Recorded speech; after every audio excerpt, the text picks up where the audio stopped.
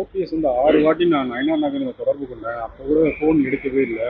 ஆனால் இப்போ சொல்கிறாரு அவரு, நான் என்கிட்ட கேட்டிருந்தா நான் மோடியை நான் பார்க்கறதுக்கு நான் ஏற்பாடு பண்ணியிருப்பேன். நயினார் பொய் சொல்றாருன்னு ஓபிஎஸ் சொல்றாரு. இதுல நான் கருத்து சொல்ல விரும்பல. தலைவர்கள் பொய் சொல்வதற்கு வாய்ப்பில்லை. ஏன்னா வெளிப்படையா திருப்பி தெரிந்திருக்க வேண்டியது தானே. அதனால இந்த கருத்து மோதலுக்கு 2 தலைவர்களுக்குள்ள கருத்து மோதல். அண்ணன் ஓபிஎஸ் அவர்களுக்கு ஏதாவது கருத்து இருந்தா அதை வெளிப்படையா சொல்லலாம். ஆனா ஒரு தலைவரை அவர்கள் குற்றம் சொல்வது என்பது பாரதிய ஜனதா கட்சியை சார்ந்த நாங்கள் ஒப்புக்கொள்ள மாட்டோம். அண்ணன் ஓபிஎஸ் அவர்கள் இன்னும் கொஞ்சம் நிதானமாக தனது அரசியல் நகர்வை நகர்த்தி இருக்கலாம் என்பதுதான் எனது கருத்து. சிஎம் சந்திச்சதுனால அப்படி சொல்றீங்க? சிஎம் அதாவது எனக்கு ஒண்ணு புரியல. என்னன்னா அது இதுக்கு முன்னால அதிமுகவை விட்டு விலகி திமுகவுக்கு போனவராக கூட இருக்கலாம். அதிமுக பாஜக கூட சேர்ந்தது பிடிக்கலன்னு சொல்லிட்டு திமுகவை நோக்கி போவது எந்த விதத்துல அவர்கள் தலைவர்களுக்கு இவர்கள் செய்யும் ஒரு அஞ்சலியாக இருக்க முடியும்ன்றது எனக்கு புரியல. வாழ்நாள் முழுசும் எதிர்த்து அரசியல் செய்த கட்சியை போய் பார்த்து அந்த கட்சியில சேர வேற செய்யறாங்க. ஆனா பாரதிய ஜனதா கட்சியில மரியாதைக்குரிய முதலமைச்சர் அவர்கள் கூட்டணியில தான் இருந்தாங்க. ஆனா நேர் எதிர்கட்சியாக எங்களை அவர்கள் நடத்தியது இல்லை.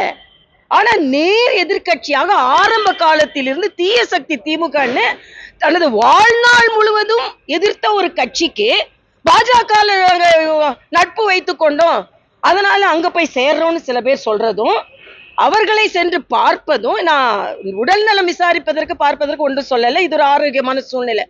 ஆனா அதை வைத்துக் கொண்டு திராவிட முன்னேற்ற கழகத்தை ஒரு ஈர்ப்பு சக்தியாக இவர்களெல்லாம் ஈர்க்கப்படுவது உண்மையிலேயே எனக்கு என்ன அரசியல்னு புரியல. இது ஒரு துரோகத்தின் வெளிப்பாடா தான் நான் பார்க்கிறேன். என்னை பொறுத்த மட்டும் இன்னைக்கு காலகட்டத்துல மக்கள் மகிழ்ச்சியாக இருக்க வேண்டும்.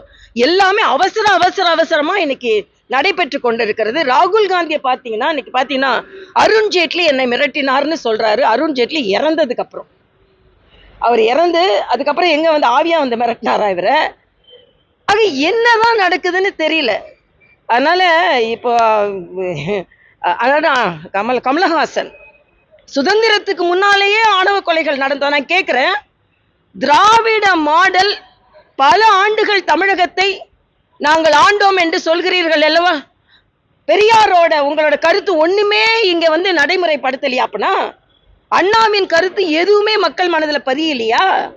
அப்ப நீங்க 5 முறை ஆட்சி செய்த பின்பும் சமூக நீதியை உங்களால் நிலைநாட்ட முடியவில்லை என்றால் என்ன ஆட்சி செஞ்சீங்க? இன்னைக்கு மட்டும் ஆட்சி செய்யல. அப்ப அதை கட்டுப்படுவதற்கு ஒரு சட்டம் கூட, தீவிரமான சட்டம் இல்லாமல் இன்று வரைக்கும் ஆணவ கொலைகள் நடைகிறதுண்டா?